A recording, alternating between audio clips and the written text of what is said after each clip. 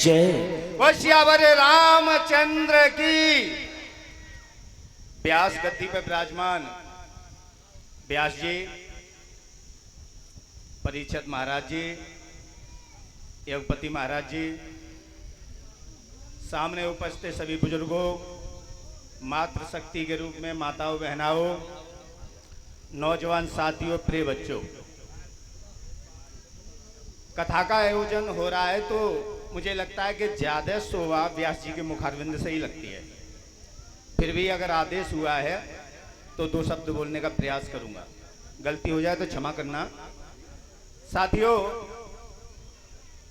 भागवत से संजय भैया ने बोला था इस भागवत के सार के बारे में, तो मेरा भी आग्रह सभी माताओं बहनों भाइयों से आग्रह है कि भागवत में श्री रामचंद्र जी का एक चरित्र आया है। मर्यादा पुरुषोत्तम श्री रामचंद्र जी ने मर्यादा में रह के मनुष्यों का कल्याण किया। मैया सीता के आचरण से माताएं बहनाएं अपने जीवन में सीख लेती हैं। लक्ष्मण भैया से भाई के लिए प्रेम के बारे में जाना जाता है और भरत से त्याग के बारे में। ये भागवत के बारे में जो भी है साथियों, अपने जीवन में कुछ न कुछ धारण करने की चीजें हैं। भागवत समय पे इसलिए बार बार की जाती है ताकि मनुष्य अपने जीवन में बदलाव लाए, परिवर्तन लाए और सही रास्ते पर चले। साथियों, इसमें भागवत में एक प्रसंग आता है सुदामा और श्री कृष्ण की मित्रता के बारे में। सभी लोग अच्छी तरह से जानते हैं। एक मित्रता के बारे में मैं भी थोड़ा सा बताऊंगा। सभी लोग जानते हैं, हर व्यक्ति अपने अपने मुंह से अपनी तरह से प्रस्तुत करने का प्रयास करता है। साथियों, एक प्रसंग आता है महाभारत काल में। श्री कृष्ण यानी माधव जी शांति वार्ता के लिए कौरवों के यहां प्रस्थान करते हैं। जब शांति की बात नहीं बन पाती है तो विदुर के यहां भोजन करने के लिए माधव रह जाते हैं। तब जब गलती दुर्योधन करते हैं तो अपने मित्र, अपने दोस्त के गलती की क्षमा मांगने के लिए कर्ण विदुर के दरवाजे पर जाते हैं और दरवाजे पर जो बैठे खड़े होते हैं उनसे कहते हैं कि मुझे अंदर बैठे विदुर से और माधव से बात करनी है, तो मैं अपनी तरफ से आग्रह कर रहा हूं कि मेरी मुलाकात करा दो। सूचना जाती है तो विदुर कहते हैं मैं अपने परम मित्र के साथ माधव के साथ व्यस्त हूं, इसलिए उनसे कह दो कि वार्ता संभव नहीं है। जब दूत बाहर निकल के आता है तो कहता है कि कर्ण, आपको थोड़ा इंतजार करना पड़ेगा। कर्ण ने कहा कि कह दो अंदर जाके कि मैं अपने मित्र माधव से मिलने आया हूं, विदुर से नहीं। जब माधव के पास सूचना जाती है तो माधव ने जब नाम कर्ण का सुना तो सहसम्मान आदेश किया कि लेके आओ। तो जाते ही अपने मित्र के लिए हाथ जोड़ के कर्ण खड़े हो गए कि हे माधव, मेरा मित्र अज्ञान है, चाहे अंग प्रदेश आप मेरा ले लो, ये मुकुट आपके चरणों में रखना चाहता हूं, लेकिन मेरे मित्र दुर्योधन को क्षमा कर दो। माधव ने कहा कि मैं बहुत खुश हूं कर्ण कि तेरे जैसा मित्र शायद किसी को मिलना असंभव है।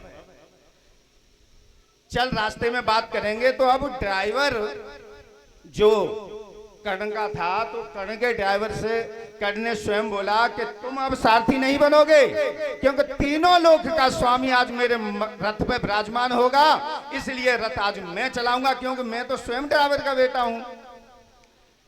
कर्ण सारथी बन के जाते हैं और माधव जब वहां पे विराजमान रथ पर होते हैं साथियों, तो माधव ने बड़ी चालाकी से कर्ण के मनोबल तोड़ने की बात कही और कहा कि कर्ण, तुम्हें पता है कि मैं तो शांति वार्ता के लिए यहाँ आया था, लेकिन बात बनी अब युद्ध लेके जा रहा हूं, तुम्हें पता है युद्ध किससे होगा? कर्ण ने बोला कि मैं जानता हूं माधव, परंतु जो मैं बता रहा हूं कर्ण वो तुम्हें पता नहीं। आज वो बात समझ लो। कर्ण ने कहा माधव में समझा नहीं, समझाइए कि जो पांडवों से आपसे जो युद्ध हो रहे हैं वो तुम्हारे भाई हैं। बोले क्या? कि हाँ, और पांडवों की मैया कुंती उसके सबसे बड़े पुत्र हैं। आप अपने भाइयों से युद्ध करने जाएंगे तो आग्रह है मेरा, अपने भाई से युद्ध ना करें।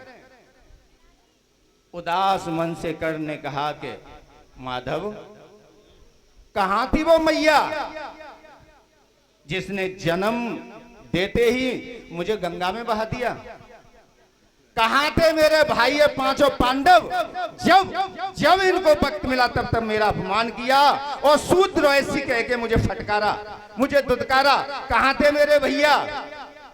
यहां तक ये बात समझ लो माधव, जब रंगभूमि में अपने अपना कौशल दिखाने की बात आई तब गुरु द्रोणाचार्य ने पूरे संसार के योद्धाओं को ललकारते हुए कहा कि है कोई संसार में अर्जुन के जैसा धनुर्धर? अगर है तो अपने आप को प्रस्तुत करे। तब मुझे आना पड़ा।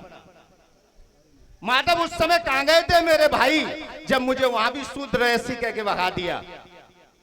उस समय माधव दुर्योधन के अलावा कोई व्यक्ति नहीं था।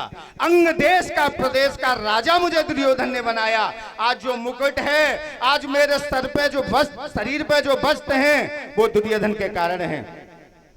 परंतु माधव, मैं जानता हूं कि जिस तरफ आप युद्ध करोगे विजय निश्चित ही उसके हिस्से में जाएगी। मैं समझ गया माधव, अब मृत्यु मेरी नजदीक है। मैं जानता हूं माधव कि तुम्हारे सामने खड़े होकर मैं विजय हासिल नहीं कर सकता, फिर भी मैं अपने मित्र दुर्योधन को ही चुनूंगा। ऐसे ऐसे योद्धा इस संसार में पैदा हुए साथियों, ऐसी इस पृथ्वी को मैं प्रणाम करता हूं।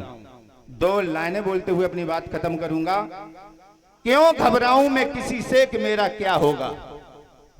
विजय, क्यों घबराऊं मैं किसी से कि मेरा क्या होगा? कुछ नहीं होगा तो कम से कम अनुभव तो होगा। मैं इसी बात को लेके अपनी बात खत्म करता हूं। बाकी एक बार फिर बोले बांके बिहारी लाल की, सियावर रामचंद्र की, बोले जनता जनार्दन की। बहुत सुंदर, तालियों के साथ स्वागत करें भैया के लिए एक बार।